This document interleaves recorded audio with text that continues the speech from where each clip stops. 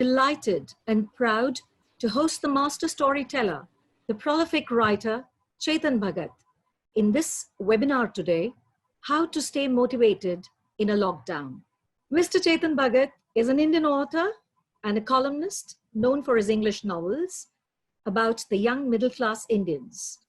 He writes reality, things which a common Indian can relate to, and experiences in his or her daily life. He received a degree in mechanical engineering from IIT Delhi, after which he went on to do an MBA from IIM Ahmedabad. Mr. Bhagat worked for Goldman Sachs as an investment banker for 10 years in Hong Kong, where he wrote 5 Point Someone. He then moved to Mumbai to focus full-time on his writing career while working at the Deutsche Bank. He writes in the genre of romance, realistic fiction, non-fiction. Some notable works to his credit, which we are all familiar with, are 5 Point Someone, One Night at the Call Center, Two States, The Three Mistakes of My Life, Revolution 2020, What Young India Wants, Half Girlfriend, One Indian Girl, The Girl in Room 105. And the rest we can hear from him. On behalf of Asian Education Group, Mr. Chetan Bhagat, I welcome you to this webinar. The stage is all set now. Thank you so much, Supriya ma'am. Thank you, Ravi sir, for having me, and thank you for all you guys who have come and come in this webinar. It is a new format, of course, for all of us and for me also. But I didn't realize it. There's like the numbers are growing, and it's 1,200 plus already. So I'm talking to 1,200 people, which who would have thought it's possible? Staying in my home and you guys are at your place. But thank you for having me. I will try my best to give you a few points regarding this lockdown, and then of course we'll do Q&A with ma'am as well.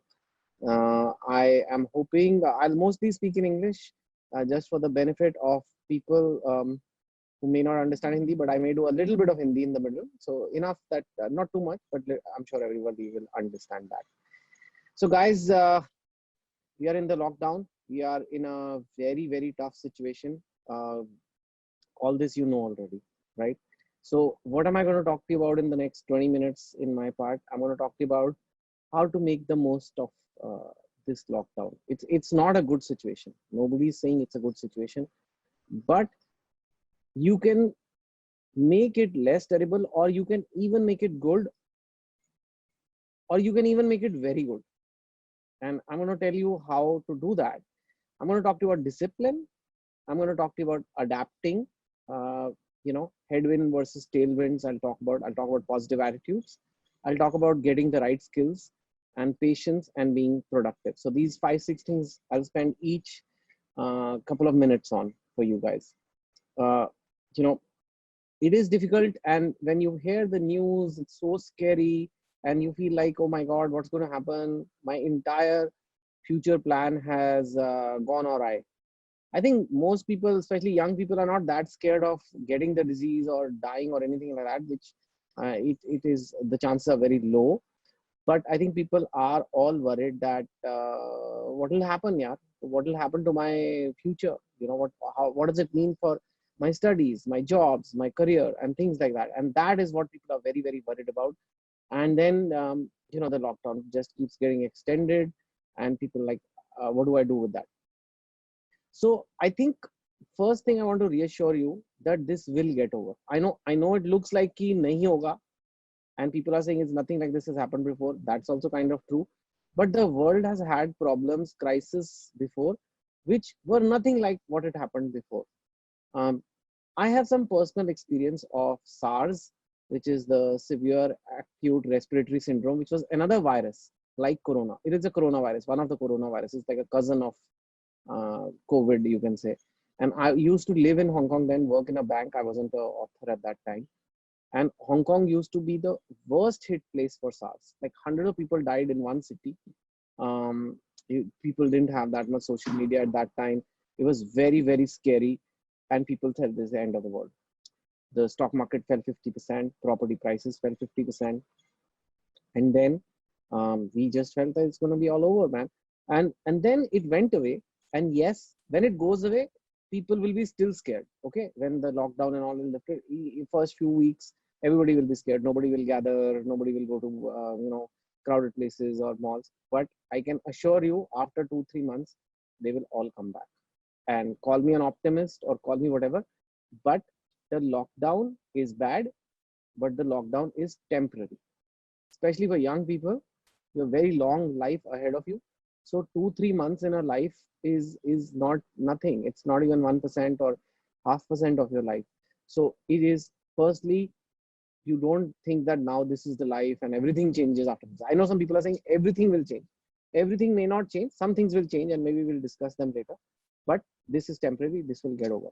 Now, while you're in it, what can you do? I have always had this philosophy in life. Whatever situation you are in, try to have a productive day. You have to have a productive day. Many things you used to say, I want to do in life. I want to make a business plan. I want to read more books. I want to study this language. I want to prepare for this exam. I want to learn this thing in computers. You always say this, हाँ यार ये करना है. I wanted to do this. And then you don't do it. Why? If I had the time. That's what people say. If I had the time. Well, no, time he time hai. Lockdown has given people time and students time. So now that thing that if I had the time is not there. So if you don't make this lockdown productive in some way, the entire lockdown of 1 month or 2 months or whatever it is not because you didn't have time. It is because you didn't have discipline. Okay. So discipline is a very, it's not a very advanced kind of quality. It's not like being a genius or, knowing maths or things like that. Discipline is just doing something what you committed to. I'll give you a simple definition. Discipline is something, doing it when you don't feel like doing it. Doing it when you don't feel like doing it. Because, yeah, when you feel like doing it, then you do it. Great. But the problem comes when you don't feel like doing it. What do you do then? Do you stop studying? Do you like just give up? Do you say, "Arey yaar, I'm too stressed. Look at the news. So many more new cases." It's not something acceptable. It's a very good time to build that discipline. It's really hard. I know you're locked up in your house, but if you say, I am going to do, tomorrow's schedule is this. I'm not saying you have to be productive 24 hours. I'm not saying that. I'm not saying you will feel no stress because of Corona and all what's going on in the world.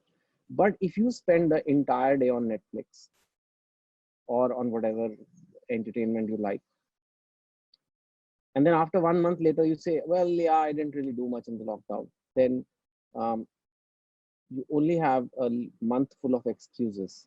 So discipline is important. I'll give you a personal example. Whole of 2019, I worked on a new book. Every day I worked. Okay. 22nd April last week, it was the day we were going to announce the book. We finished the book. I finished the book.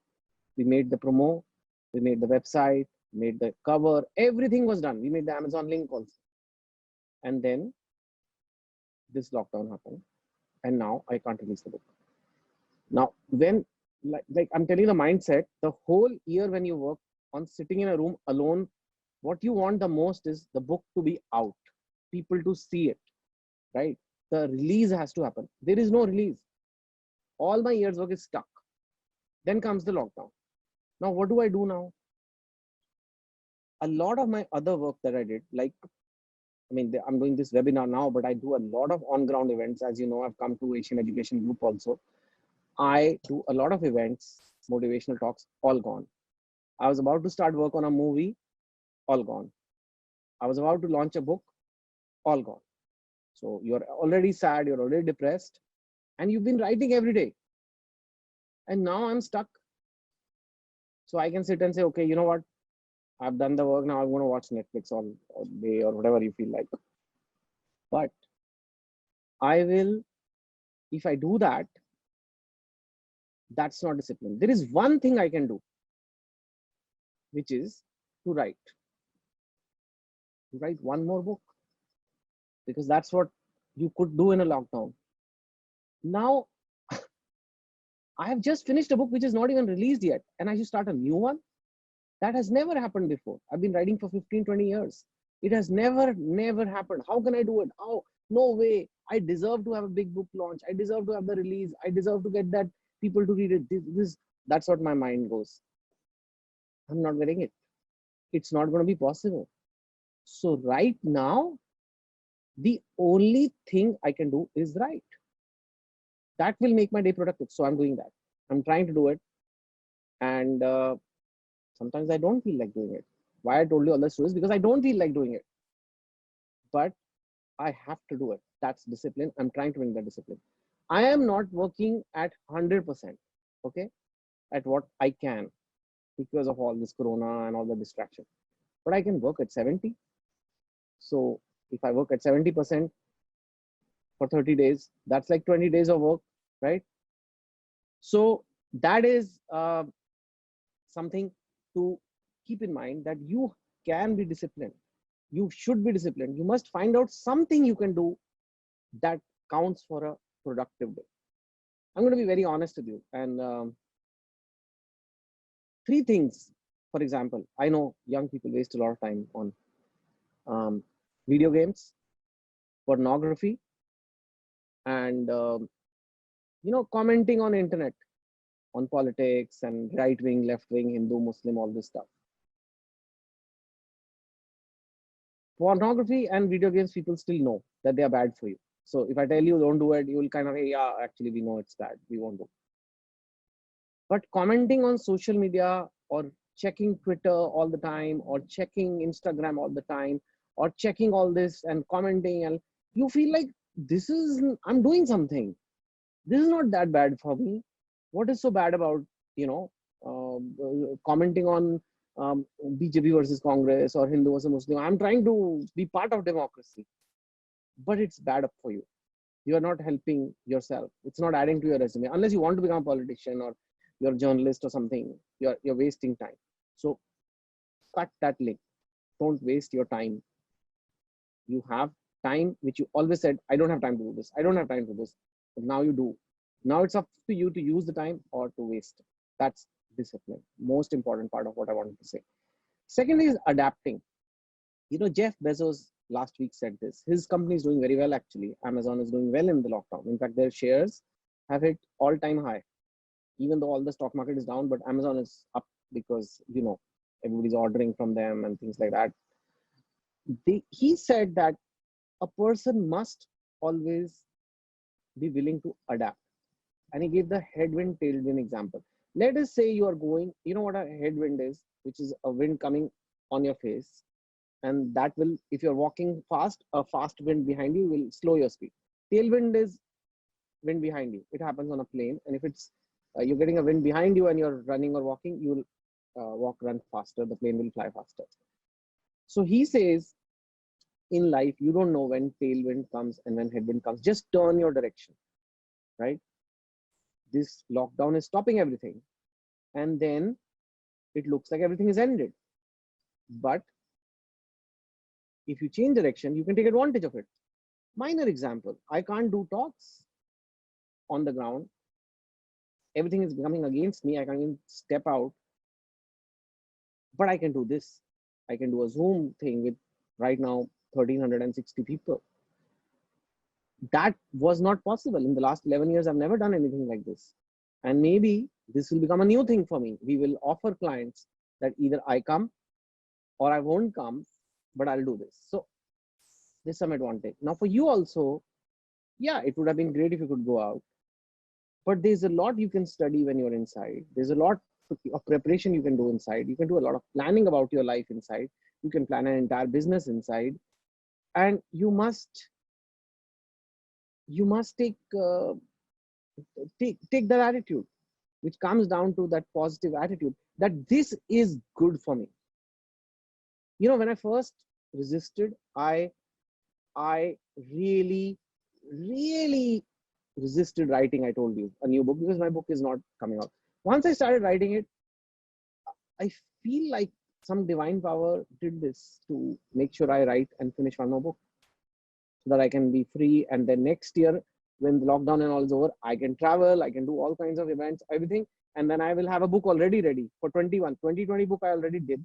And for next year also, I'll finish it this year. So the attitude became lockdown is bad to lockdown is good for me. See, none of you are going hungry. None of you are going through things like some of those manual labor are going through. For all of you, it's mainly about time, boredom, things like that. But if you have a positive attitude that how is this lockdown good for me? You say that, you know, and I think that's going to help you. You got to have the right skills. I told you, I'll talk about skills. The world is changing, right? This Zoom had 10 million users before this crisis started. Now it's 300 million. You know, they just zoomed up literally. And this technology is now, people who know this technology of connecting people remotely are going to do well in life. I don't know 5 years later what will be needed, but you have to learn. And I can tell you right now, some knowledge of computers is needed for everyone, not just Microsoft Office, but a little more coding knowledge or something. So please try to find it. And a lot of courses are available online. You know, a lot of courses are free right now. So please check that. Patience, simple, old quality. Old people always say this. I'm looking old now today because this is my lockdown look, you know. Anyway, so patience is something old people say. Be patient. सब कुछ ठीक हो जाएगा, आराम से रहो, you know. And ऐसे लगता है क्या बोल रहे हैं यार, मुझे सब कुछ अभी चाहिए लाइफ में, जल्दी चाहिए, जल्दी चाहिए. This is teaching you patience. This is telling you वक्त से पहले लाइफ में नहीं मिलता कुछ. If you are patient, it helps you in life. There is no other way. So be patient. Don't keep looking, अरे May 3rd को क्या होगा, लॉकडाउन बढ़ेगा या नहीं बढ़ेगा. It'll kill you. Just thought, what if they extended 15 days more? Can you control that? What if they extend 15 more? They go till the June 1st. I don't know. Everybody's guessing. Nobody knows. I can tell you the government also doesn't know. If the cases drop, they'll end it. We don't know. So don't check the date when it will be over. Say, I hope the lockdown stays and I can make use of it right now. And one day when they announce it's over, then I'll make the most of that also. But right now, I'll be patient. I'm not going to be checking the calendar all the time and hearing, oh my God, kya ho raha hai? You know, how many non-stop. What is the point of knowing what is every hour? What is the number of cases and when are they going to reduce? It's just shows impatience, you know. Finally, being productive. I told you, I started with that. Be productive. At the end of the day, when you're going to bed, ask yourself, was I productive today? And am I going to be productive tomorrow? And how am I going to be productive tomorrow? If you can't do that, then change something in your work habits. You know, say that I'm not going to do internet so much or watch streaming so much or TV so much, and I'm going to be somehow productive. I don't care what you do. You know, learn a language, make a business plan, learn computers, study for exam. I don't know. Everybody, all 1,500 of you have different goals, different this, but something can be done. कुछ तो अभी भी किया जा सकता है. So this is the attitude I'm trying to have. It's not easy. I also feel frustrated. You know, I take 100 flights a year, and that's what I've done for the last 10 years. I don't know any other life. So it's very difficult for me to be like, you know, bound in a place. But these are some of my thoughts, which I've tried to inculcate in myself, and I'm trying to share with you that if you do it, you will remain productive through this time as well. So that is all I have to say in my solo part. Now I think I will go back to ma'am to do a Q&A. So we have a set of questions for you from the students, Mr. Bhagat, and beginning with the first one, which says, what moved you to first start the change into the Chetan Bhagat we know today?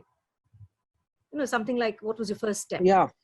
Well, you would have not known Chetan Bhagat if I had not written books. So I would say I would have remained unknown, and I was having a completely different life actually. When I told you about that SARS time in Hong Kong, I was not even one book. So I I don't know. I felt like it is not fair that people who do some extracurriculars in school or in college, they stop it when they start working. And I saw it in my friends. My friends are very good at basketball in college, but he joined a bank later on, and so he never plays basketball anymore. And it's not like he was playing basketball in college because he was getting graded on it, right? I mean, he was not getting graded. He was going there, working hard, playing. Why? Because he enjoyed it so much that he would go there, get sweaty, get hurt sometimes, get dusty, take a shower, take time out in the middle of his studies. But he joins a job and he never plays again. I was like, this is so unfair. He was doing it because he loved it, clearly. And now he has to give up on something he loves because he has a job. That's not fair. So I felt if something gives you joy, you should do it, you know. And that's, for me, it was not basketball, it was writing. So I started writing. I said, I'm going to continue this and I will take my time. I don't have any college magazine anymore to write, which I used to write before. And I will take my time and create a book. And that's how I created my first book, 5 Point Someone. And that finally came out, that became popular. And I guess that's again my journey. And if that book had never been written, of course, I wrote one and then one after the other and then built on that. But, so if you were to ask me, that was the day, that was the point at which Chetan Bhagat changed to be the Chetan Bhagat you know. Right. Taking a cue from what you've just said, students feel that one is generally taught to have a singular focus, a kind of a single-mindedness towards a particular task, and they are told to place their efforts in just one direction. But the way you have diversified your career is commendable. You've been an investment banker, you're a fabulous author, a script writer, a columnist, a television personality, a motivational speaker, and a husband, a son, a father. You just seem to be sailing through these roles. Do you ever find it challenging to justify any one of them? What makes you feel I'm sailing? Nobody's sailing. And what makes you think sailors have it easy in the sea? You think sailors don't have choppy water? You think the waves don't splash sometimes? You think the breeze doesn't go too crazy? You think the sail doesn't break? It's a balance. And I am not a superhuman. In fact, I'm very normal. And just the attitude of being disciplined, I think that's the thing. I'm not the most disciplined. Like in some things, I'm still not disciplined. In matters of food and things like that, I'm not as disciplined. I still feel I can eat much better. But in some things I am, like working out. I like working out. I like writing. I will make sure that if I take a deadline, even though crying, screaming, I will do it, Like I said, discipline is doing it when you don't feel like it. I'm good at discipline in some ways. So I get my work done. And then whatever responsibilities are there, family and all, I try to do them too. Like I have to help my child with something, I will. Right now, I'm helping him on some assignment. I have to do it. I mean, it is no. So I think it is not like it's smooth sailing. It's not like I sit and chill. I work for it, and you will too. Everybody will. It will all happen. It's one at a time. It's not like I'm working on the book and my family and my movies all at the same time. No, I just try to make sure each day is productive, and it could be in any direction. It could be in fitness, it could be in writing, it could be in columns, it could be in doing a webinar.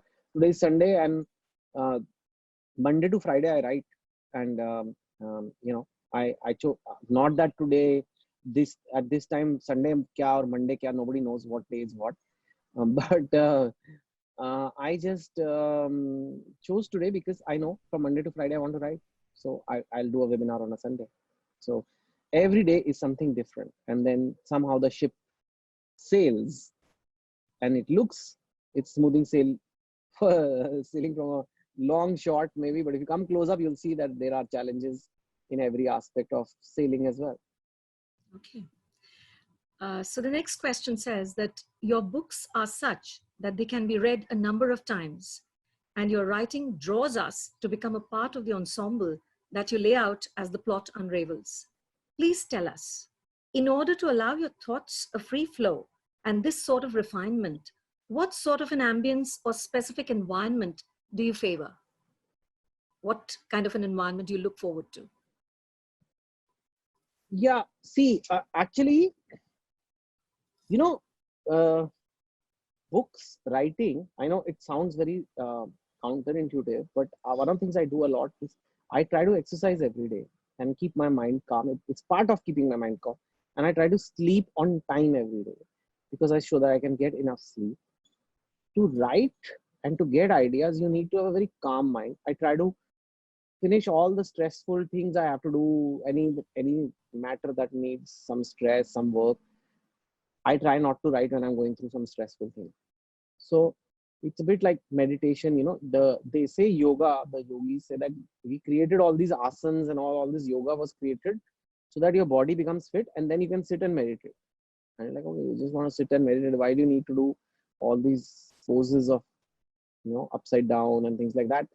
Because they said that if you don't have a calm mind, if you have aches and pains in your body, and if you can't sit in just a cross-legged position and meditate, you will not be able to meditate properly.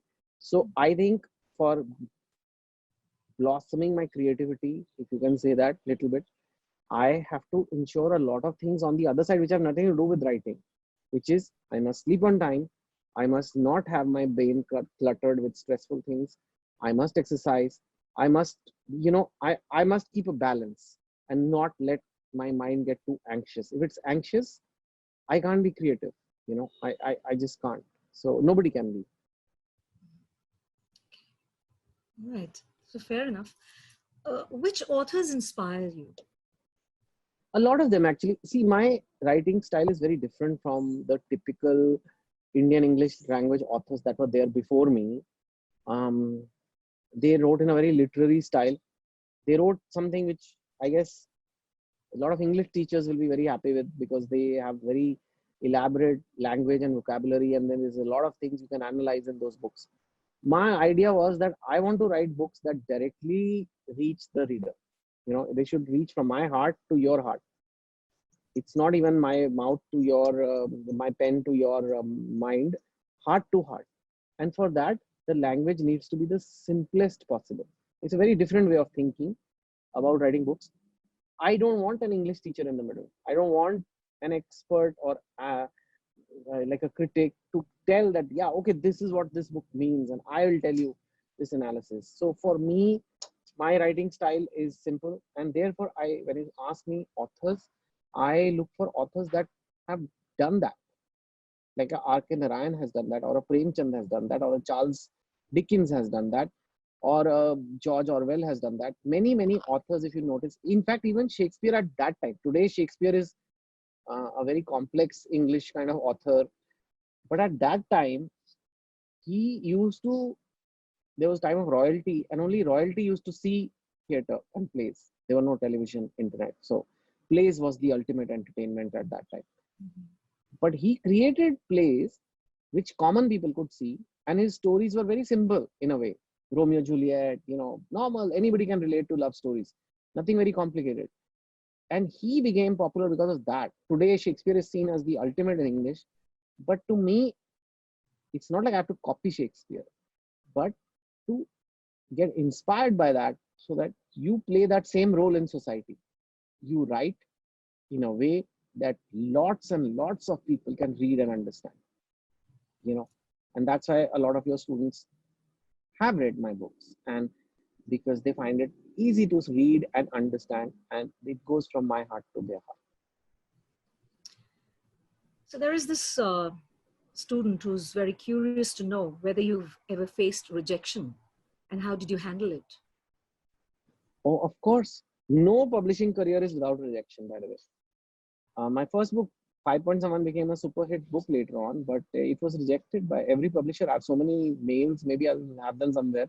One day I'll release them saying that why the book is not good, or sometimes they don't even tell you why the book is not good. They'll just say, sorry, it's not up to our standard. We can't tell you why, but we don't want anything to do with this.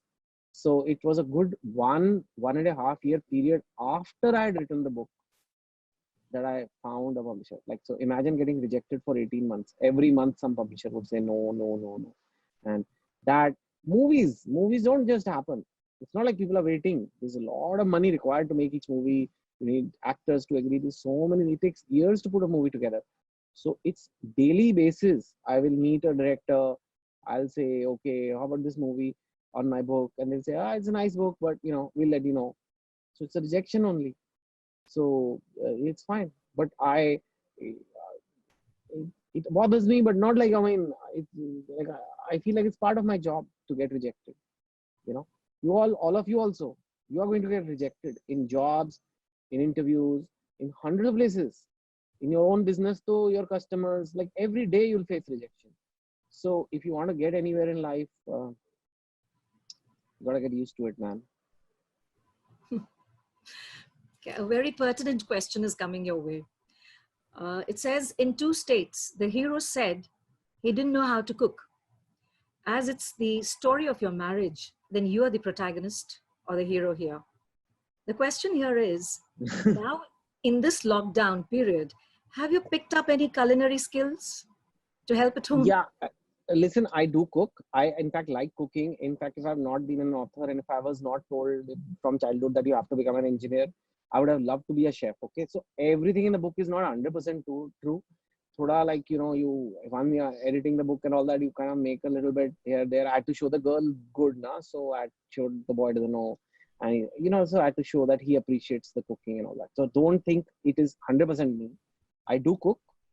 I don't maybe get as much time now, or I don't give it as much priority to to cooking because I'm doing so many other things. And but tonight I am making dinner.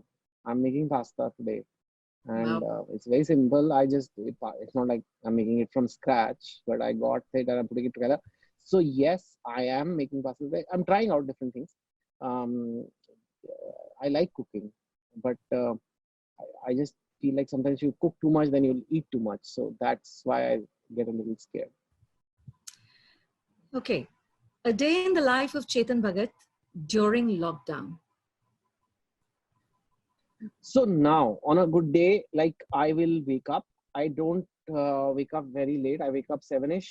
I try to wake up. I have a nice cup of tea, which is quite long. For 1 hour, I'll chat with my family and find out what they're doing. As you can see, I, as I'm telling all of you to be productive, I will not like I give them a full motivational lecture, but I'll say, "Aaj kya kar rahe ho? What are you up to today?" And they know if I'm asking, they can't just say today is Netflix and then Amazon Prime and then video games. No, that's not the answer. Daddy wants to know that what are you studying or what are you working on, extracurricular or something. So then they say, and I say, okay, good, that sounds okay. And so basically I gotta catch up with them, have breakfast with them. And then I will either do some exercise then, or I will shower and start writing. And if it's too hot in the morning, then I will exercise in the evening. So I will, in the daytime, I will finish my writing quota for the day. Like I said, I'm writing again. So I'll write, and then evening by 5ish, I'll get free. So then again, spend some time with my family, and I sleep by 10:30, 11. So that in the evening, maybe I'll watch an hour and a half of TV, but that is also not every day. So that's how I do it. Very simple, boring. Discipline is boring, It's not a very exciting lifestyle that you see of celebrities on Instagram. People who actually are doing a lot of things, I can assure you that the pretty pictures you see on Instagram is not their entire life. Like if you see a very fit body of an actor or actress, and they're like in a beach and whatever, that's not what they're doing all the time. To get that body, they're working all month. And then one day they went to get a picture at the beach and they're sharing that with you. Same. I don't have pictures on the beach, but my book is there. So it's the same, working on that. So we have students as participants in this webinar who would be ready to take on their professional journey within the coming 6 months or so. Yeah. the competitive world and the chase for the fulfillment of materialistic desires alienates them from the family. So, as you've skillfully handled your professional engagements and family life, what can you recommend to our students on these lines? Yeah, so it's going to be rough, guys. Next 6 months, placements, jobs, you don't know. So firstly, be prepared that it's going to take longer than usual. It may even take a year for you to get something worthwhile, 1.5 years. I don't know. Now, normally, work-life balance, family is something I say a lot, and you should also. But in this lockdown, we have all spent too much time with family now. Everybody has spent enough time with family. Ho gaya bas abhi. So now, if the lockdown is over and if it's work time, full flow, you can work because ho gaya abhi balance. So, and especially when you're young, you don't have that much family responsibility. So just put all your efforts into building your career, man. You've been locked up for some time and everything has been kind of affected, even if you are going to be productive and all now, but it's not the same. So once it comes back, it's okay to give your family lower priority, basically. You've written different kinds of books, literature, experimented with different genre. What did you feel appeals to filmmakers? And what is your advice to aspirants who wish to take up script writing as their career choice?